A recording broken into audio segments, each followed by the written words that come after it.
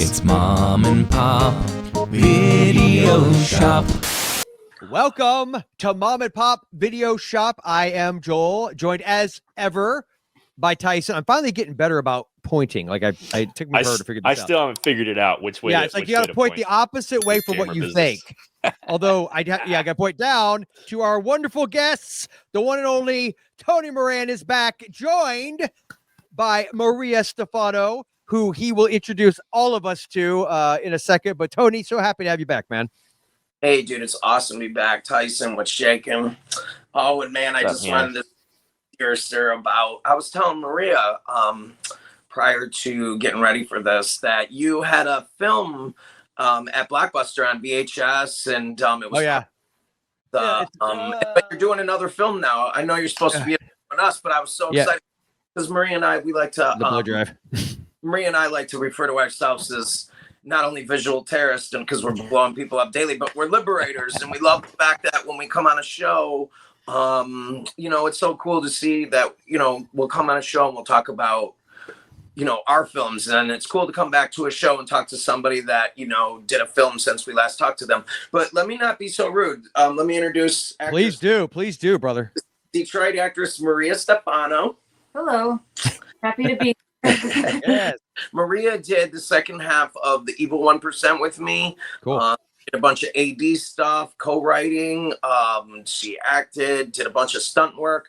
But Maria is the lead actress and co-writer of our new film, which is, we have two new films. The Evil 1%, and I see Tyson's got his shirt on. Representing. I'm the bomb. Representing the Motor City. I've got Ash from from Army of Darkness on mine, so I am not representing as you two are. I'm sorry about that.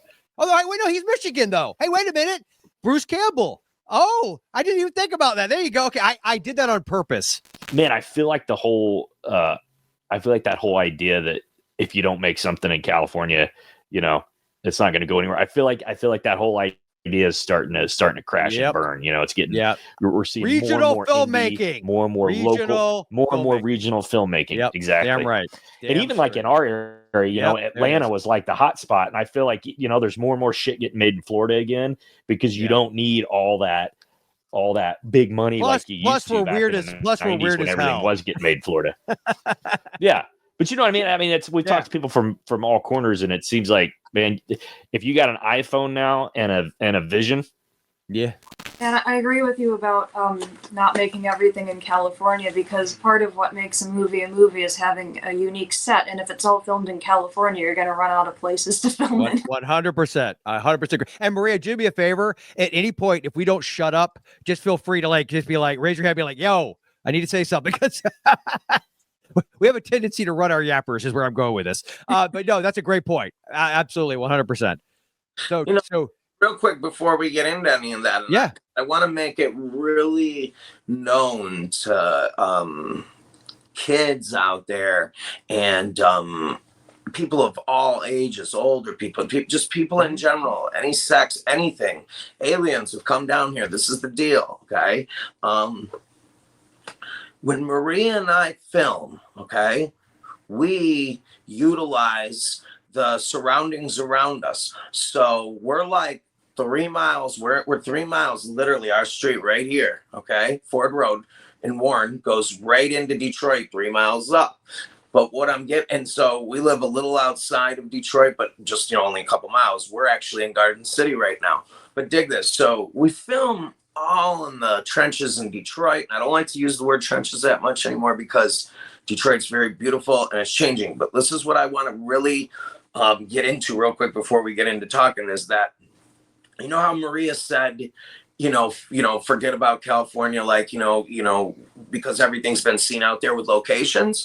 Ever since Maria and I met, she was talking to me because she was asking, she was like, we're going to film this, at this area in Detroit and this and this. But then she saw how I was utilizing and and then she was doing it too. She does the same as me. We're both similar in a lot of ways. But what we were doing was and I really want to stress this, up and coming filmmakers or filmmakers that made a film previously and then now after many years they're coming back and they're filming. Utilize what's around you. Utilize your community. If you live in an apartment and in your fucking apartment manager looks like Lawrence Fishburne, get him in the movie. You know what I'm saying? Utilize your whole city, because like Maria, right when we met each other, because we'll get into that. You asked her how we met. I'll let her answer that. But as soon as we started rocking together, she saw that I was utilizing all the people that live in our community here, people all over, not just friends. We're utilizing shops, locations everywhere. So, yeah, man. And you know how you said you think it's going away, that people don't have to go to California. No, it's already gone away. You're seeing people film in Missouri, Oklahoma, Tennessee, New York, all these cats that were fans of my films in the beginning. I'm seeing that they're just filming where they live and they're doing awesome stuff. And so fuck no, you don't have to go to California. So, and then as far as how we met, I'll let Maria tell that. All right. So, basically I forgot my lunchbox at work and it had my lunch in it. So I came back on my lunch break to get my lunchbox, and I, parked in a place in the parking lot where I didn't usually park because I thought it would be an easier way to get in and get out, which our parking lot's so small. It wouldn't have mattered either way, but I parked there thinking that it would have been easier. And I guess I parked either in front of his van or truck. The IP van. Don't fucking park in front. Right, I'm just kidding. No, but I parked in front of it maybe a little bit too close. He was like, "Hey, can you pull up?" I went, "Okay, sure." So I pulled up. I ate my lunch. Then a couple days later, I was coming back from watching a friend's cat. So yeah, I got out of my car. I parked in my normal spot this time, and he's like, "Hey, so sorry, I didn't mean to be rude, telling you to move up or anything." I'm like, "No, you're good. I probably shouldn't have parked that close." And he's like, I just, that's my truck and that's my van, and I have 2 cars because I'm a filmmaker. I'm like, "Oh, I'm into acting." I haven't been in anything yet, but if you need anyone, I'm here. So, and dig this, I was coming from something that happened with me and motorcycles and an issue with the film. I was all razzed up. I basically was just like a sweaty mess, like, So I get out of my car and I just open the door and she's just like, we're face to face. And I didn't see what she looked like when I asked her like 2 weeks prior to move the car. I just assumed it was somebody delivering food or delivering a package or had the wrong place or was coming to look at an apartment or we live in like these triplexes that were built in 1909. So they're one level. They're not like apartments. So it was really weird, man. I just opened my door and there was Maria, you know what I mean? And just like the Beatles, when they met, there's always like 5 different stories. There's her version, my version. Right. Yeah. So, but what's cool is this though, man. And I'll say this and we can go on and do another question. I don't want to get too personal into it, but like, everybody thinks nowadays like things are too good to be true and that good things can't come into your life and whatever. But like, you gotta like keep your eyes open for the signs in life, and Maria was like a blessing. It was really cool because I still work with my ex-wife, Rebecca Solano. It's no secret. We got a divorce after 20 years. So Rebecca was on this film. She did wardrobe. She lives like a block away. I love her to death. And, Maria has hung out with her and we've all been making films together. It's a communal thing. And I'm really happy about that. But yeah, it's crazy how we met, man. And I'll end it with this. I like what Maria said, like, after the film was done and it's been, a while now, she was like, "Man, for the first 3 days, Tony, when I met you, tell him what you said." I was, because I didn't quite know what to make of him at first. I felt it was a little bit too good to be true. Not necessarily, but I was just analyzing him and scrutinizing him the entire time. Mm-hmm. I look at it. Yes, you can't take someone on the front lines to film and them not know anything about you. You know what I mean? So when we met, I was like, Maria, we're going to do a lot of shit. We're going to go into this film. You're an actress. You know, she has previous credentials to do this. And yeah, we've been inseparable ever since. And it's been cool, you know? So yeah, I really dig it. It's crazy too. It's cool to meet someone in your proximity too. So yeah, I do want to ask you guys. So I know you finished the shoot for Evil 1%. You're completely done, right? So what, do you have any like cool stories about I mean, is it, in just, you know, high level? I mean, I know probably a lot happened over that period of time, but just a couple of cool stories that you guys experienced. Yeah. So check this out. Like, it's cool hanging here with Maria because, like I told her, you know, and I think I've said this on this show before, another podcast, not to quote Quentin Tarantino, but he said, you know, you can go to school to be a DP, you can go to school to light, or you can go to acting school. But he goes, you cannot go to school to be a director. He goes, it's one of the only jobs that you have to do hands-on and do 2 feature-length films, not shorts and not distant shorts. Yeah. But he said 2 feature-length films. And he goes, that way, you know, you have seen every aspect of the film. You know, a lighting guy can go home, or, you know, a special effects guy can, or an actor.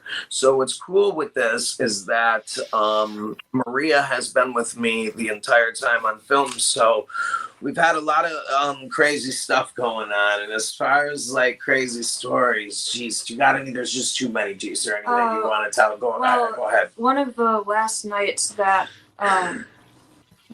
either of us filmed was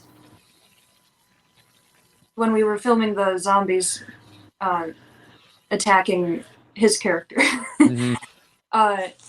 And during that time, I played like 4 different zombies. So I was getting dressed and undressed in a barn, basically. And it was funny because the masks that I had to wear for this did not allow me to see very well, because it was made on a larger person with different facial proportions. So where an eye would have been here on someone, it was back here. Yeah. My nose is getting smashed in, so I'm like, I can't see. So he has to lead me out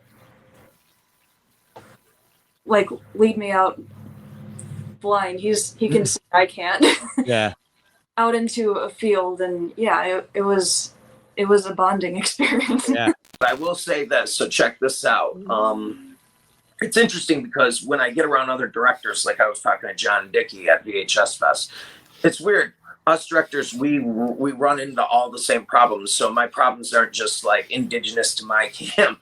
So it's so funny. So just to get into it real fast, like, so we had 2 legs of filming. We had a bunch of pre-production, which was all last fall of 2023, all the way up until we shot of June 2024. And so I filmed in 2 legs. I filmed all of June, and then we had to do all of September. So I will tell you one funny story. You know, the first day of filming, okay, this is how it goes.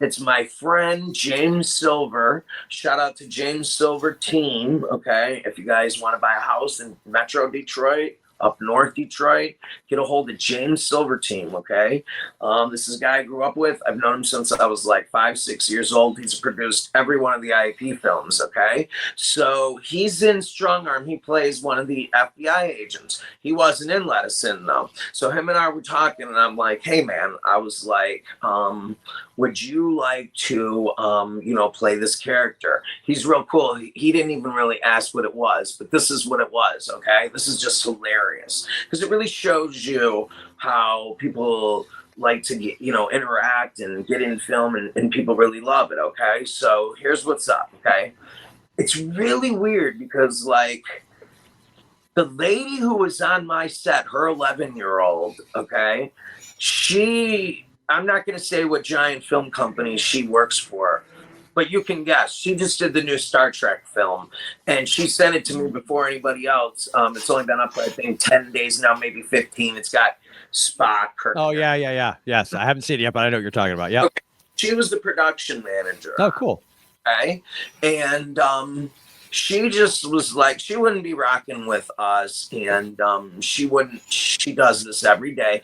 And so why I'm using her as a reference with the story I'm about to tell is like, yes, I'm classically trained in broadcasting and film from a major, private university, this and that, blah, blah, blah. And I have a lot of experience on feature-length films. But, like, I'm doing my own films. So sometimes someone will make a comment, and whether it be negative, it could be positive, whatever. But, like, she is on big films every day, and this is what she does, right? So she was just basically like, she just was like, yo, you know what I mean? Like, you're doing it the way it should be done and all this. And so we had a 62-acre World War II reenactment place, a compound. That's just did awesome. Cool? It's really cool. That's fucking cool. Stuff and the cabins. What's it like? Yeah, everything up there is historically accurate, period correct. There's a whole bunch of trenches. There's little outhouses posted throughout.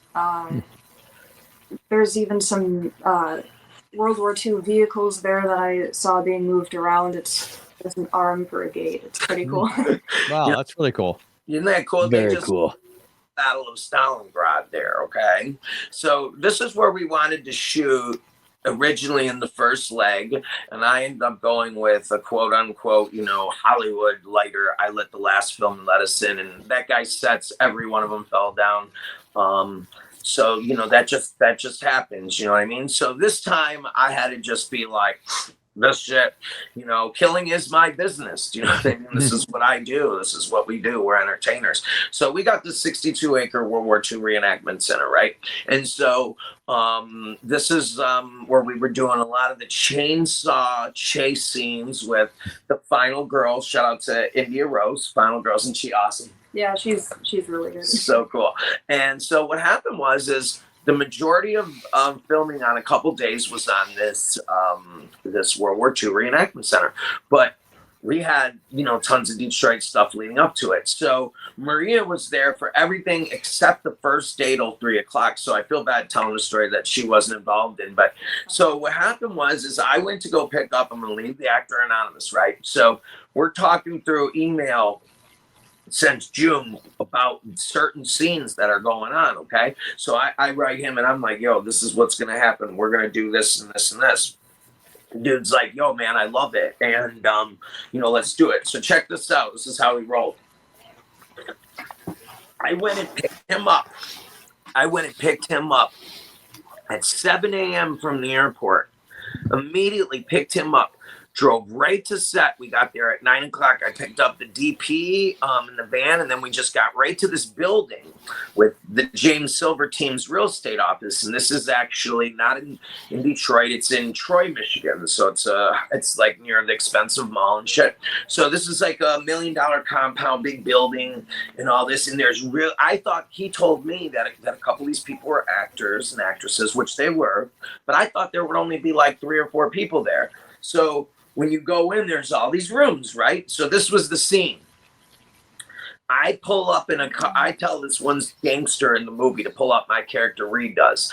And he pulls up and he goes, what do you want? I just saw yesterday. I said, yo, Sicario's found me. A Mexican is. And he's like, you're imagining this. And I'm like, no, fuck you. And I say, and I said, and he goes, I go, and I'm asking him about it. And he goes, yo, dude, he goes, I think, you're starting to lose it because I got the mayor in my pocket and you think like, some gangsters are following you. And I just say, yo, let's pull up right here. And I pull up and he goes, what are you doing? I pull a gun on him. And I'm like, maybe you're becoming too much of a politician. I was like, I know you do drops here. I want you to go in here. And I was like, I want you to find out who's following me. And if you don't come out within a minute, I'm going to kill everybody in there, right? What I'm getting at is, I don't know how it is. I've seen sets and been on sets for interns, but I don't know if it's really like this in Hollywood. I'm assuming some of the time it is. But what I'm getting at is, in this movie, and Maria can attest to this, we were really doing what's going on in the movie, okay? So check this out. It was, the lines of reality were getting blurred. They were just completely blurred. So dig this. So I just stayed in character the whole time with the blood and everything. So I just go eat this and that. So we pull up. I get this actor, like I said, at 7 a.m. We roll the set, okay? This is what happens. I'm thinking 4 people are in this giant compound. We go in there, there's all people in different offices. And so they knew to be quiet in this and that, but we decided to like incorporate a lot more. So this is what the scene was. We won't get all crazy into it, but him and I go in with these guns right here, and I'd like to touch on guns. Okay? Oh yeah. Oh yeah, I would too. So we used these guns. They have lasers on them. I really studied Chicago drill rap. I have Marie and I have a channel that's about to come out where it interviews true crime people, drill rappers, outlaw bikers, la-di-da. But we'll get into that later. But anyways, so I was really into these guns that they're using in Chicago. They started tricking them out, and then it like bled on over to Detroit. A lot of people are doing that. It's just a 9mm with a double laser on it. And and a drum magazine. Fun part and why we wanted it for the movie. And then we have, the 50-round drums. Then we have Z clips. So what we want to do, I've never been a gun guy. My grandfather was killed in Highland Park. He was shot 5 times. So my dad's an outlaw biker, and he's never carried a gun. But Marie and I really wanted, she's not a gun person either, but we wanted these lasers. And we wanted to, since we're from Detroit, we wanted to take things from our community and put them in the film, sort of like, like the RoboCop gun and all that. Mm-hmm. So dig this. We have these guns, and we go into this office. And the scene is, I go in the office, but Nicky goes in first. This is his character in the movie, this gangster. He's like a Philadelphia tracksuit wearing gangster. So he goes in there. And all of a sudden, my character Reed just comes in there, and I just start going into rooms, and I'm just grabbing, first it's these real actors, but I'm going in and I'm grabbing an actor by the back of the hair, and I'm like, oh, no one was in here, and I'll bring an actor out, and I'll throw him on the ground and be like, is anybody else in this room? And I'll be like, I don't know, and I'll kick him in the head, and I'll be like, you don't know much, do you, motherfucker? And I'll find someone else, bring them out. Man, we were really beating on these people. And when I tell you, we were beating on them and blah, blah, blah. And they were digging it, man. They were really digging it. And then finally we bring out a character. This is like what the scene was about. And I confront him and I'm like, I know you run this shit. I know Drops are here. Who's found me? He's like, I don't know. And I take him. I'm like, what are you afraid of? And I cut his arm. And so James Bell did a very extensive to where like his arm is like cut off at the top and shit. But we just went in there and kicked ass. It was like a robbery. And it really felt like we were really robbing the place. And beating them up. At the end, everybody just had their cameras out. They're like, oh, you can kick me harder and you can kick me harder. It's just hilarious, man. We just get so much love. I think for a lot of folks, especially when you're not in LA or California or in an area where a lot of this happens, it's a big deal. You know what I mean? It's a really cool, big deal to be a part of production.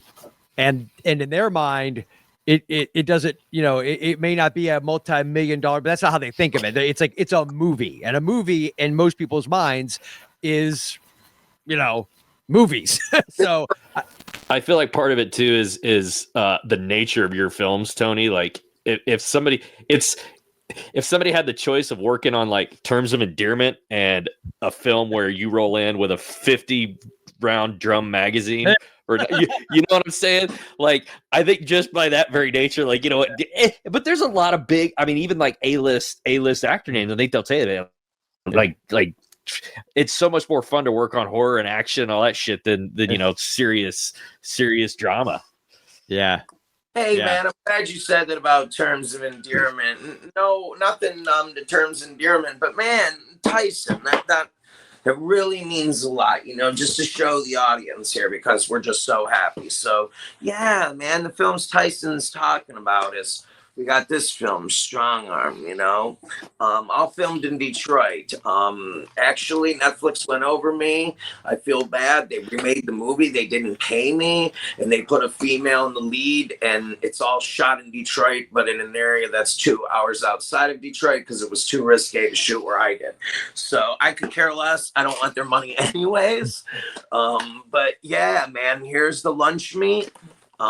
These are the films Tyson's talking about that people feel like they want to get involved, and all our films come with a vomit bag. Moran will show that up. Brilliant marketing. I love it. Yep. Thank you. Yeah, we put all the labels in there. do the stickers, tune and wind out, Goal of Power. But that means a lot, Tyson. Oh, and I wanted to let anybody know too. I'm gonna give, these are sold out. Okay, these are lunch meat lettucins. They're sold out. But Josh Schaefer was lucky enough to send me a bunch, so I will give one of these away for free. So have them email you guys. All right. Give one away. And then how did the giveaways go last time? Yeah, everybody? Great. Yeah, no one complained. That was good, man.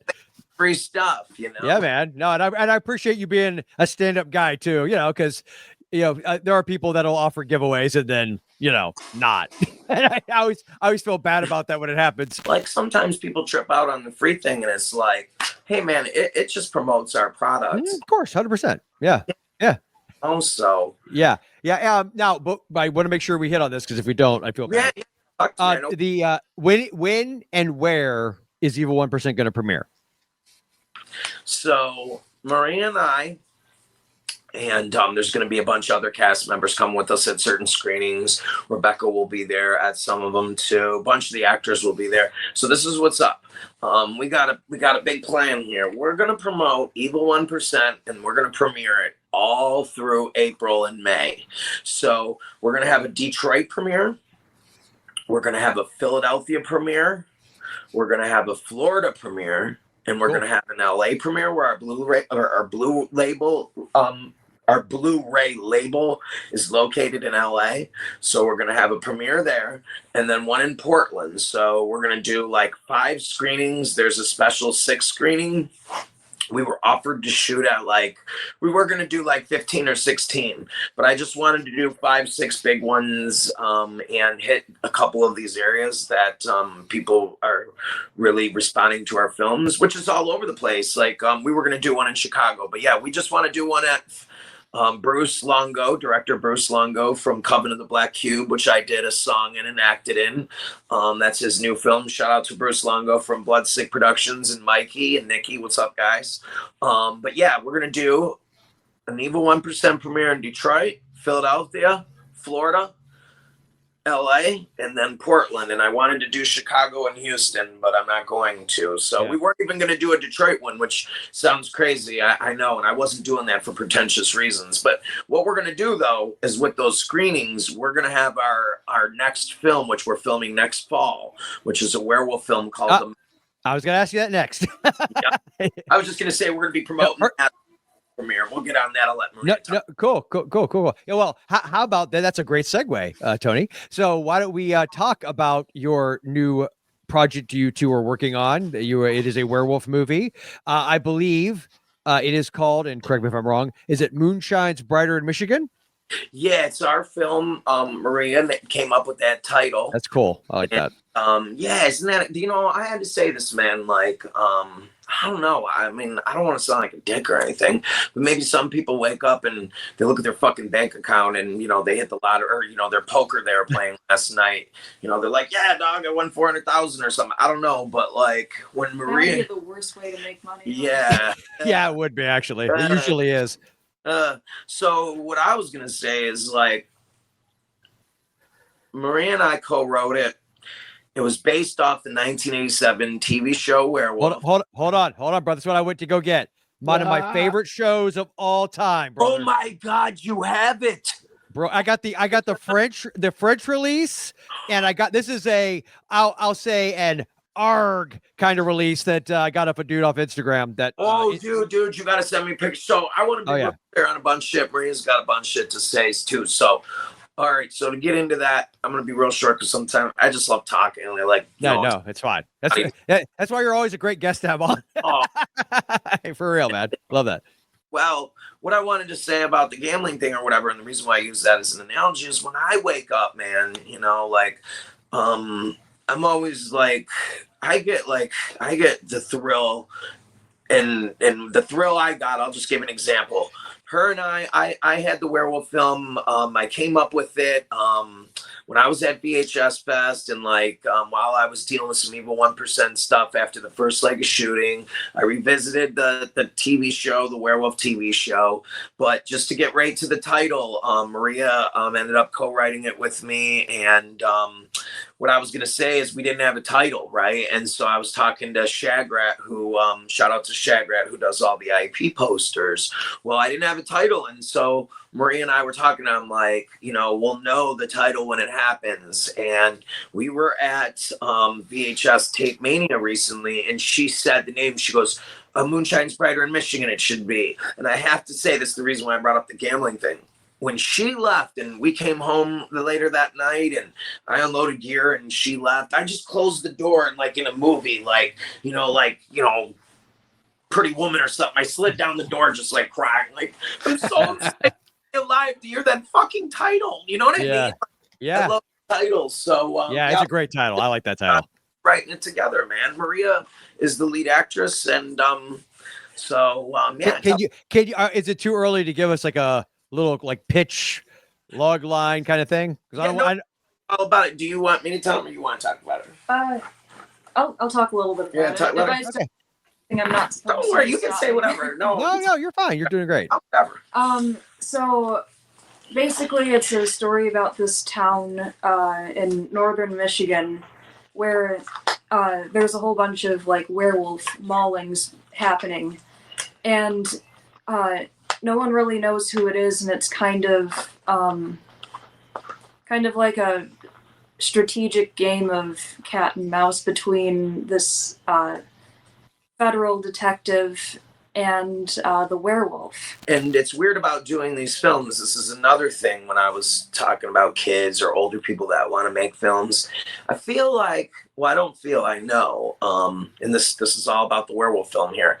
You can't do like, you kind of have to like get that work in. So you might not get to your next film, or you might think you know what your next film is, but then while you're doing the film you're actually doing at hand, all that work comes and it makes you realize your next project. So what happened was I wasn't planning on doing a werewolf film. I wasn't planning on doing a Dogman film. To be honest with you, I'm not really interested in the Dogman aspect. I'm more interested in the werewolf film. So check this out. This is what the movie's about. I'm gonna give it to you guys here first.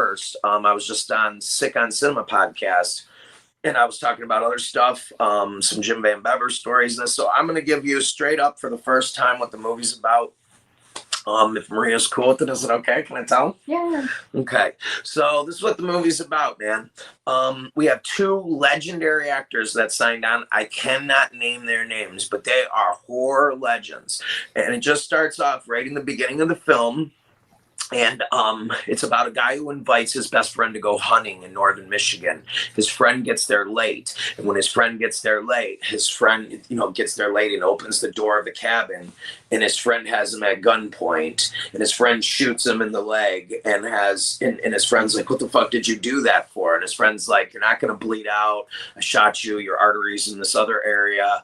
And he tells him this wild story about how he can't let him leave because he wants his friend to kill him, because he's the Heinz Park Howler and that he killed baby Jenny. Now, it's weird because the way these films are that I do, and this is our film, so this isn't mine, this is just my perspective of the films that I've worked on with IAP, they always have a sense of truth or some realistic thing that has happened. And sometimes I don't even know that's going on. But anyways, we live off of Heinz Park. This is a park that Henry Ford built and used as a dumping ground a long time ago. But it's a long, beautiful park that goes through Wayne County. But there is a girl that has been missing here named Jessica, and they cannot find her. And when I say they've been looking, she actually lived next door to my guitar player. So I didn't really even mean to incorporate that with the movie, but it just like kind of makes it realistic. So dig this. I researched a lot of this Dogman stuff, and they came here to Michigan, and they went to Montana, and they went to Wisconsin, and they did find these maulings. Okay, they actually shot at the Beast in Montana. This is real. This is a fact. So I wanted to make it like look more like a werewolf than a Dogman. So it's like a half Dogman story. So basically, just to end it, what it's about, so you have a rough idea. These guys get in a fight, and the place burns down. Right in the beginning, and it shows him turn even before the credits. It shows the pentagram. The practical effects are going to be out of fucking control. The girl's already doing them. That's doing this. I did want to make sure that we talk to you about you not just being a writer director, but that you also make all of your physical media in-house. I know that we kind of wanted to touch on this. So what do you want to tell us about that? Well, man, I was just talking to Steve from Janice Click yesterday, and that's really cool. The camaraderie about Rush King, Bruce Longo, and stuff. But the difference with me and Steve, it was cool because I was talking to him and basically we were just talking about how I'm not only a director and he's not only a director. We'll just talk about me for a second since I'm on the show. But yeah, as far as IP, I'm not just writing and directing the films. All the films that I make, they get made by my hand, down from the labels. These are all printed in-house.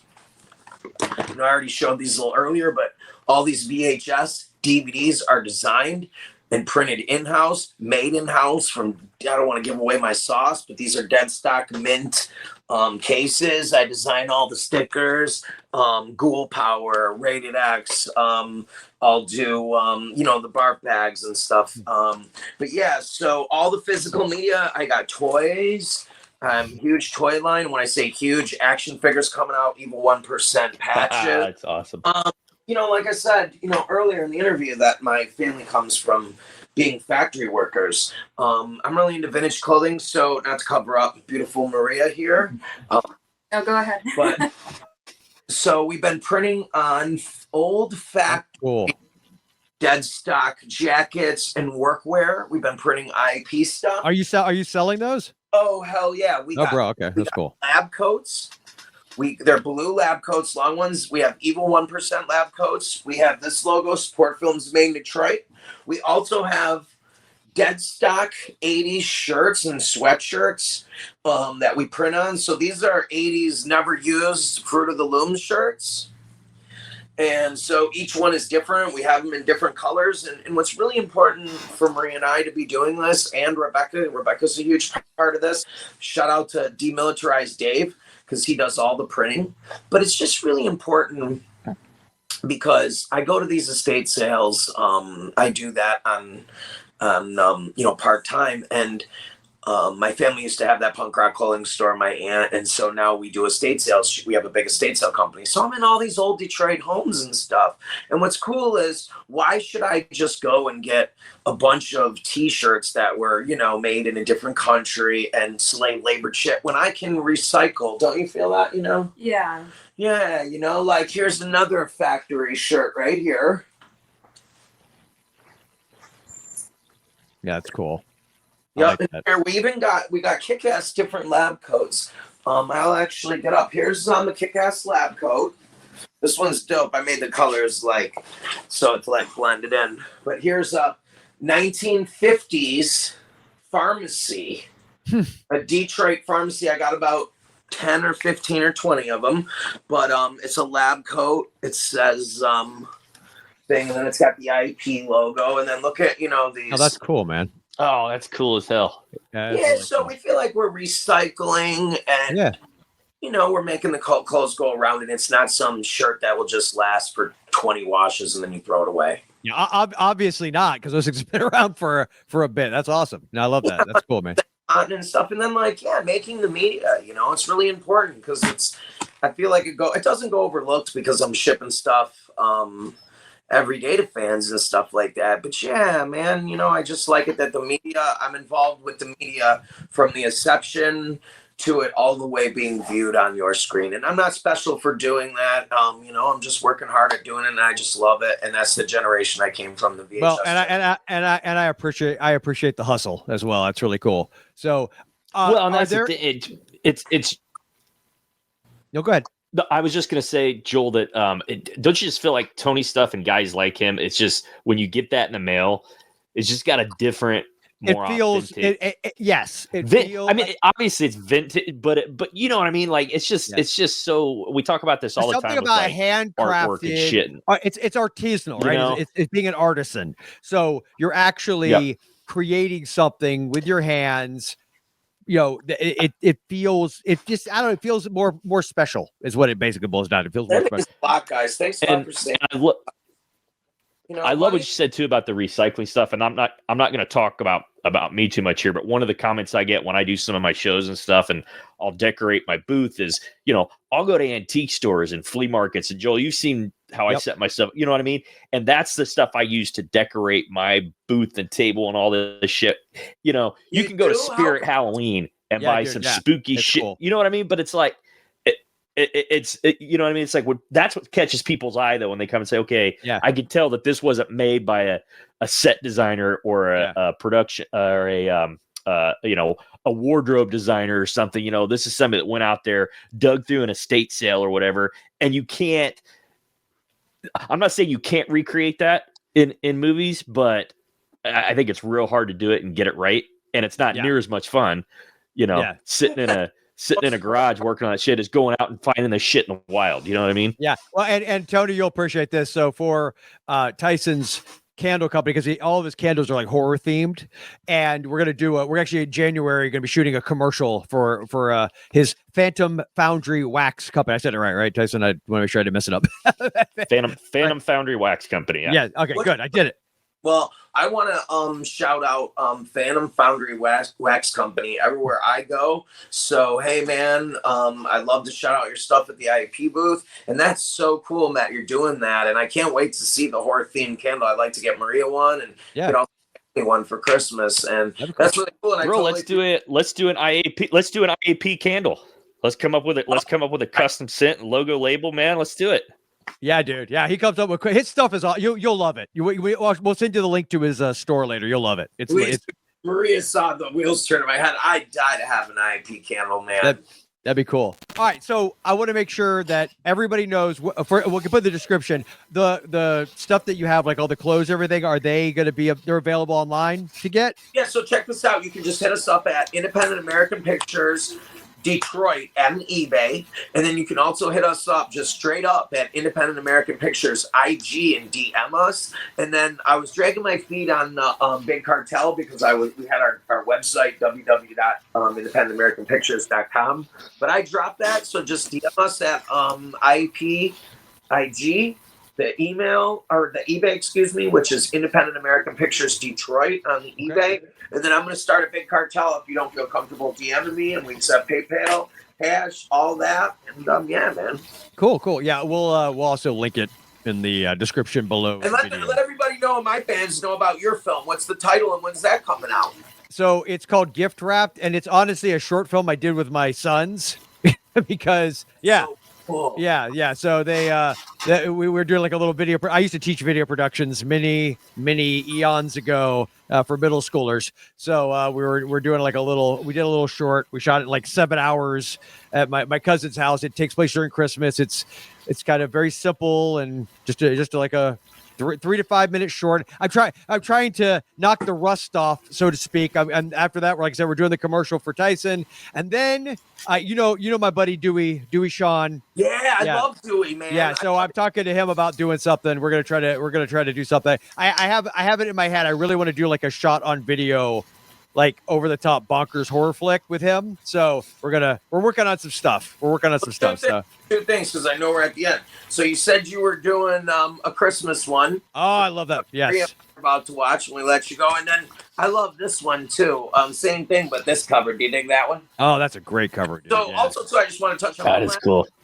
Everybody, IEP, I was only releasing our films, but now I am doing, I like the way Roger Corman and stuff would do like some European films. So this is going to be, I have 2 new films coming out that aren't mine. The MC5 VHS, it was supposed to drop a couple months ago. It literally just dropped on Monday. So they got shipped out. The next order goes out tomorrow. I don't have that in front of me, but I want to let everybody know we got A True Testament, and it is an MC5 documentary on VHS. It comes with a button, a zine and everything, and it's never been seeing the light of day. So this is the first time. And then I really wanted to let everybody know that I don't have it in front of me because we just designed the cover and I'm going to be getting the final edit here in like a week. But we are about to release an awesome new UK horror film called The Bird Watcher by Balraj King, the UK horror director. His last film was Mother Mortis. And you can go check it out on SRS Cinema. Okay. So dig it. The Birdwatcher is going to be on VHS in January. You can order that and DM us. You can also DM us and get the MC5 doc or any of our toys or any of the VHS. Cool. So again, thank you to you both. Description stuff below. Thank you for visiting the channel. Be sure to like, share, subscribe, all that good stuff, and we will see you next time. But remember, at Mom and Pop's, our love of what? Bad Lieutenant. And here's why.